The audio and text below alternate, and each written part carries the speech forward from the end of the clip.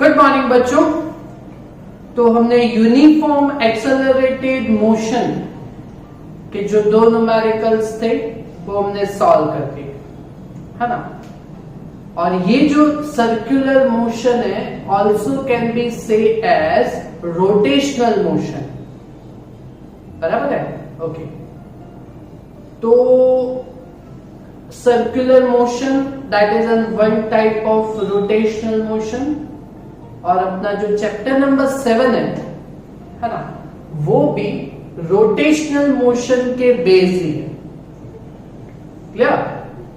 Okay, तो circular motion में velocity जो रहता है, लीनियर वेलोसिटी जो रहता है, लीनियर स्पीड जो रहता है, वो टेंजेंशियल टू द सर्कल रहता है, बराबर। ओके, अभी यहां पे जो रोटेशनल मोशन है तो पार्टिकल ऐसे रोटेट होता है, तो जो ये स्पीड है उस स्पीड को हम एंगुलर स्पीड बोलेंगे। लीनियर स्पीड तो वैसे का वैसा रोटेशन में, angular speed that is omega, ये एक नया टर्म हम समझेंगे।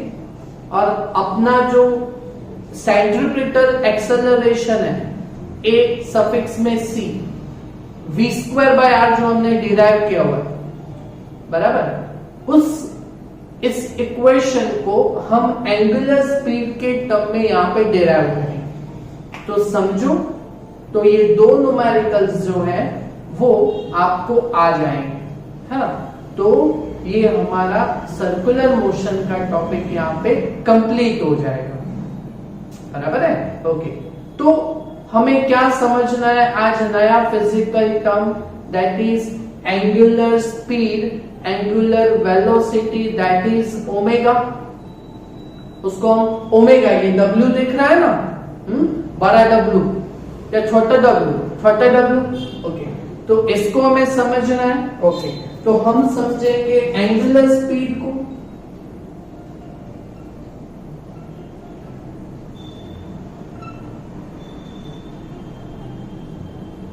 Angular speed that is equal to, अच्छा स्पीड, वेलोसिटी, वेलोसिटी का इक्वेशन क्या है?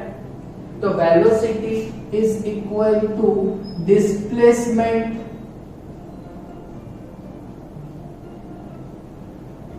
Upon time,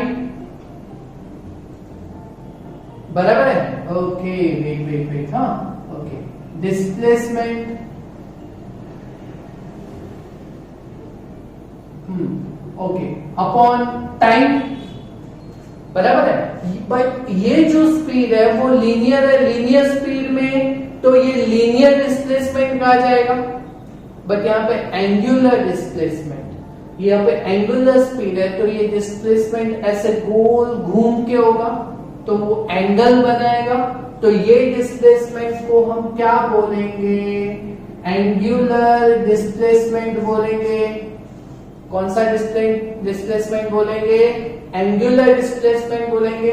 that is theta, angle, तो दैट इज डेल्टा थीटा, और डिवाइडेड बाय टाइम इंटरवल, तो दैट इज टी। ओके, तो यहां पे angular speed that is omega, omega is equal to, okay, तो अभी मैथ्स में आपने पढ़ा ना कि वन रोटेशन जब होता है तो एंगल कितना क्रिएट होता है? 360 डिग्री। तो 360 डिग्री, तो उसका रेडियन में conversation chapter number 2, 0, π/2, pi, 3π/2, and once again when we come to that same place the angle is 360, that is 2π। तो रेडियन में 2π और डिवाइड बाय टाइम, तो टाइम कितना लगता है? तो one rotation, one revolution complete होगा। तो वन रिवॉल्यूशन का जो टाइम रहता है उसको हम टाइम पीरियड कहते हैं, पीरियोडिक टाइम। ओके, तो periodic time that is capital T. तो ये ओमेगा का इक्वेशन हो गया यहाँ पे, where capital T is time period periodic time जो भी बोलो, ये जो टाइम है वो 1 रिवॉल्यूशन का रहता है। तो आपको ये एंगुलर स्पीड ओमेगा समझ में आया। Speed that is displacement upon time, but angular speed that is omega is equal to angular displacement upon time, angle that is 1 rotation के लिए 2 पाई और डिवाइड बाय t। बोलो ये टर्म समझ में आया है आपको एंगुलर वेलोसिटी स्पीड का। ओके, अभी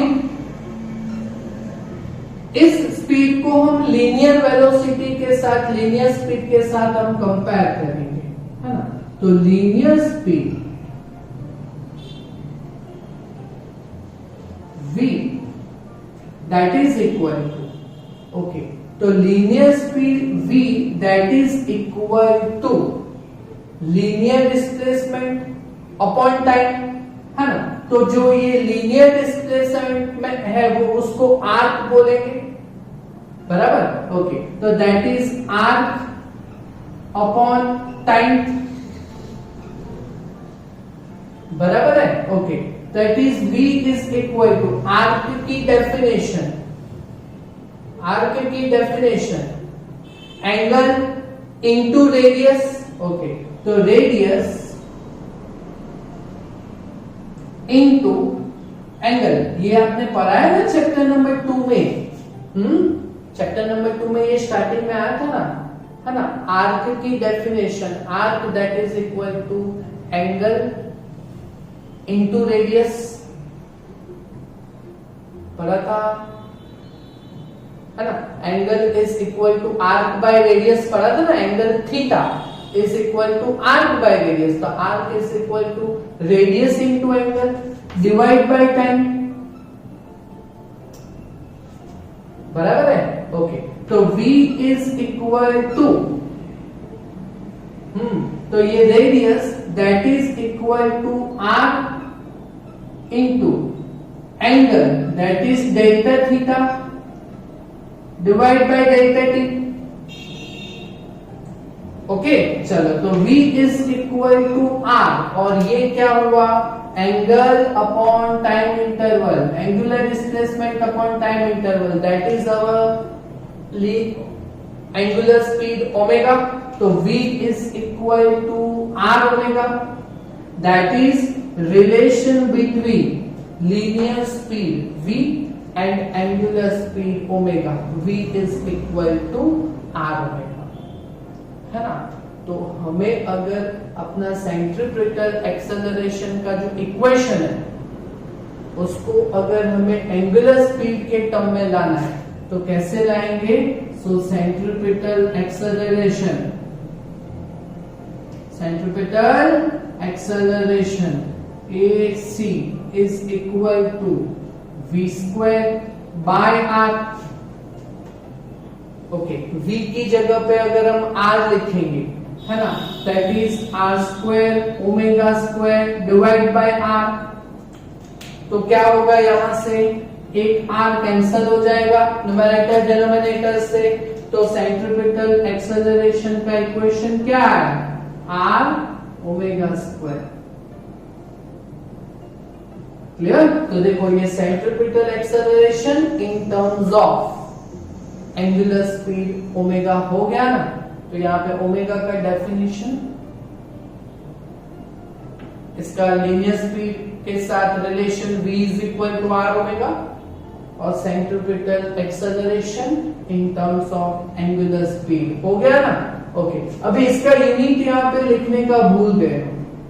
ओके, तो यूनिट लिख देते हैं ना। यूनिट क्या आता है एंगुलर स्पीड का, तो angle, angle by time, angle का unit radian divide by time, that is radian per second.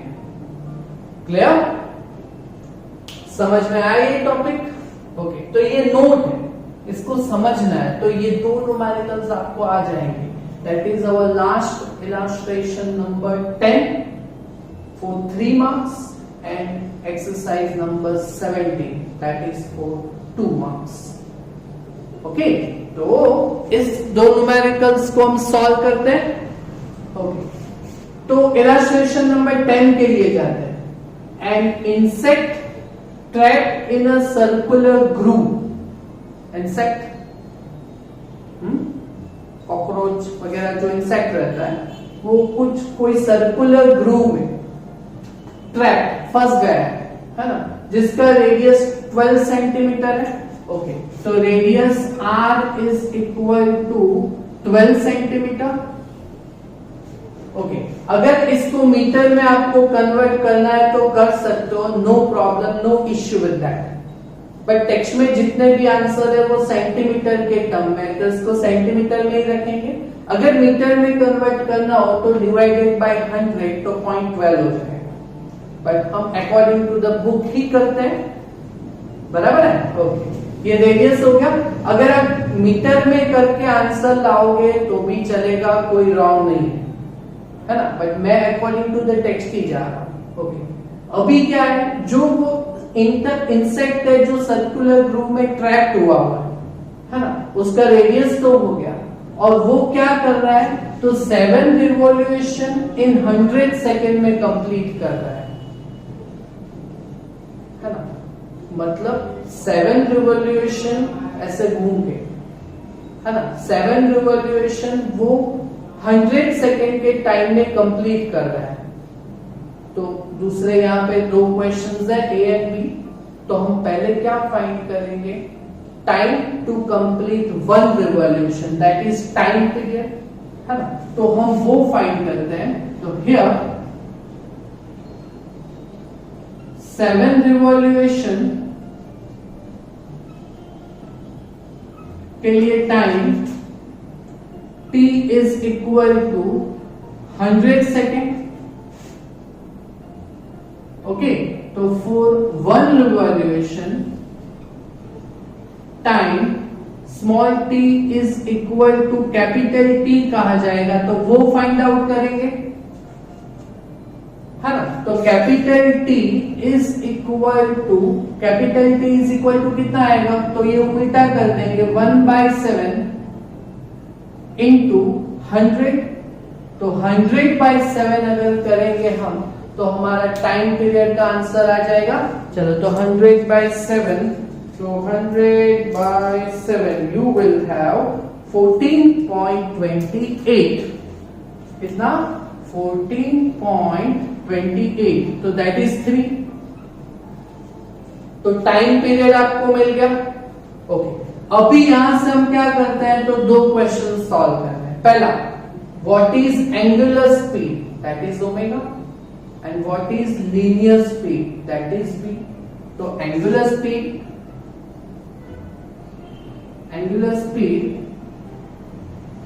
omega is equal to 2π/t, that is 2 into 3.14 और डिवाइड बाय टाइम कितना है, टाइम 14.3 टाइम पीरियड.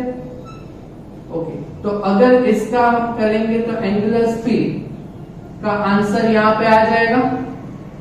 ओके, चलो कितना आएगा, तो 2 into 3.14 that is 6.28 divide by 14.3. तो you will have 0.439 that is 0.44, है ना. बट यूनिट लिखना कंपल्सरी है. तो 2π/t that is angle by times, that is radian per second. हो गया. चलो, अभी दूसरा क्या फाइंड करना है, linear speed, that is v.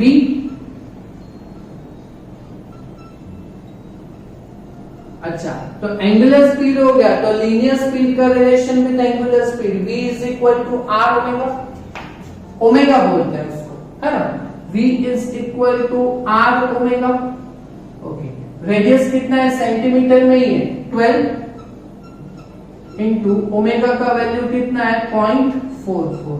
अगर इन दोनों का मल्टीप्लाई करेंगे तो लीनियर स्पीड आ जाएगा और उसका यूनिट मीटर पर सेकेंड की जगह सेंटीमीटर पर सेकेंड रहेगा, क्योंकि उसको सेंटीमीटर में ही रखा है. ओके, तो 0.44 into 12, you will have 5.26 something, बराबर है, ओके। तो 5.26 समथिंग, दैट इज 5.269, तो दैट इज 5.27 लिख सकते हैं, 5 पॉइंट, ओके, क्लियर, कर पाओगे ना खुद से, ओके। चलो question number 2, is acceleration vector a constant vector? हमने थियरी में पढ़ा था यूनिफॉर्म एक्सेलरेटेड मोशन में ईच एंड एवरी पॉइंट पे डायरेक्शन चेंज होता रहता है, तो वेक्टर कांस्टेंट नहीं रहता बट उसका मैग्नीट्यूड कांस्टेंट रहता है ना। And what is its magnitude? तो मैग्नीट्यूड तो कौन सा, तो यहाँ पे आया ना ये और ये v²/r, कोई भी कर सकते हैं, ओके। तो पहले इसका answer, is acceleration vector a constant vector? No, acceleration vector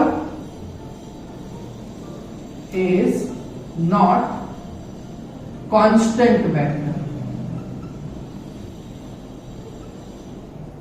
but its magnitude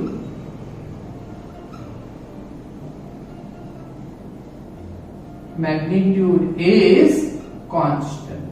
उसका मैग्नीट्यूड कांस्टेंट रहता है बट एक्सेलरेशन का वेक्टर वो तो चेंज होता रहता है, वो थियरी में हमने समझा और लिखा भी है ना। तो उसका मैग्नीट्यूड हमें फाइंड करना है, तो that is centripetal acceleration, that is AC is equal to r omega square, और v²/r भी यूज कर सकते हैं, है ना।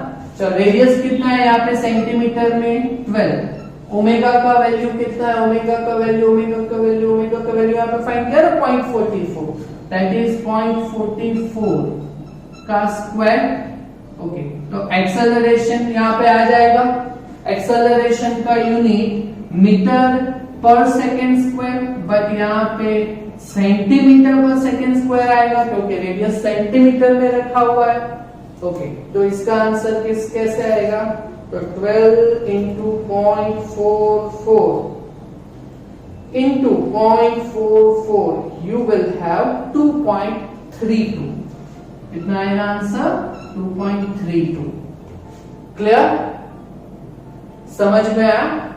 ऐसा ही सेम न्यूमेरिकल है यहाँ पे exercise number 70, a stone tied at end of string, एक पत्थर है उसको एक स्ट्रिंग के साथ बांधा हुआ है और स्ट्रिंग का लेंथ आपको दिया गया हुआ है 80 centimetre and wheeled in circular motion, तो जितना वो स्ट्रिंग का लेंथ होगा उसी के हिसाब से ऐसे रोटेट होगा, तो ये रेडियस है स्ट्रिंग का लेंथ, तो r is equal to 80 centimetre, है ना। और टेक्स्ट में जो आंसर है that is according to metre है, तो दैट इज डिवाइडेड बाय 100 कर देते हैं, तो 0.8, अगर नहीं करोगे सेंटीमीटर के टर्म में लाओगे आंसर तो भी चलेगा, है ना।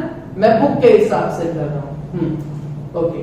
Now it makes 14 revolution in 25 second, तो हम 1 रिवॉल्यूशन का टाइम यहां से फाइंड करेंगे, तो हियर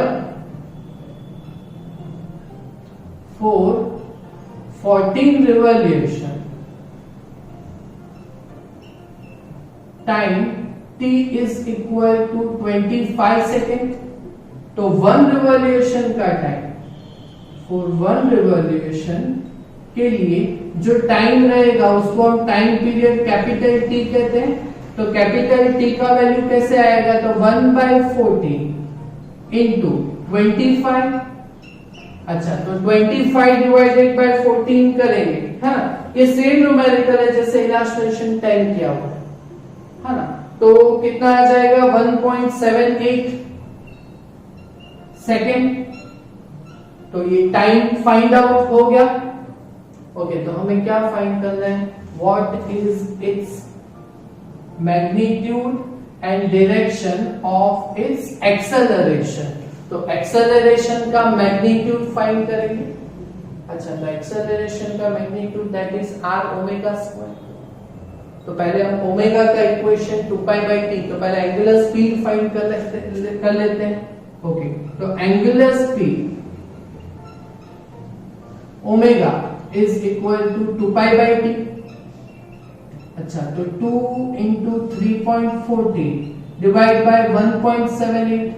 ओके, तो पहले इसका वैल्यू देख लेते हैं। ओके, तो कितना आएगा, तो 2 इंटू 3.40 डिवाइड बाय 1.78। ओके, तो you will have 3.528, so that is 3.53 कह दें, और उसका unit radian per second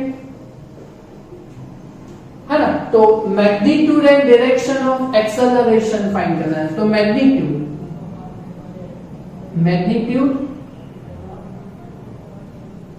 of acceleration, that is AC is equal to r omega square। r तो वो मीटर में है 0.8, ओके, और ओमेगा स्क्वायर इसका वैल्यू 3.53 का स्क्वायर। ओके, तो एक्सेलरेशन का वैल्यू कितना आएगा यहाँ पे, तो 3.52 उसका जो स्क्वायर करेंगे 3.53 का square into 0.8, then you will have 9.95 something, that is 9.95, और यूनिट एक्सेलरेशन का मीटर पर सेकेंड स्क्वायर। तो ये मैग्नीट्यूड हो गया। एंड डायरेक्शन, तो डायरेक्शन तो ऑलवेज सर्कुलर मोशन है ना, तो एक्सेलरेशन का डायरेक्शन ऑलवेज कहां पे रहता है, टूवर्ड्स सेंटर, तो वो एक लाइन में लिख देंगे, है ना। And direction of its acceleration is towards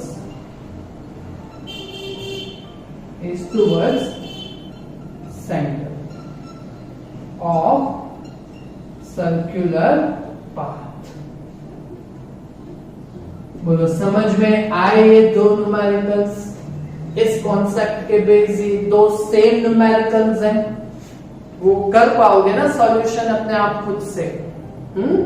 okay, तो कीजिएगा, है ना। बस अभी एक लेक्चर का काम बाकी है, दैट इज पैरेललोग्राम थ्योरम। उसका इलस्ट्रेशन नंबर 2 है, जो पैरेललोग्राम थ्योरम हमें प्रूव करना है फैक्टर्स के लिए, और उसके बेस इलस्ट्रेशन नंबर 3 है ना, उसको हम सॉल्व करेंगे। तो एक लेक्चर का जो काम है उसको हम नेक्स्ट टाइम सॉल्व कर देंगे, तो वहां पे हमारा चैप्टर कंप्लीट हो जाएगा। क्लियर? कर पाओगे ना खुद से? तो इतना कंप्लीट कीजिएगा, है ना। Thank you very much.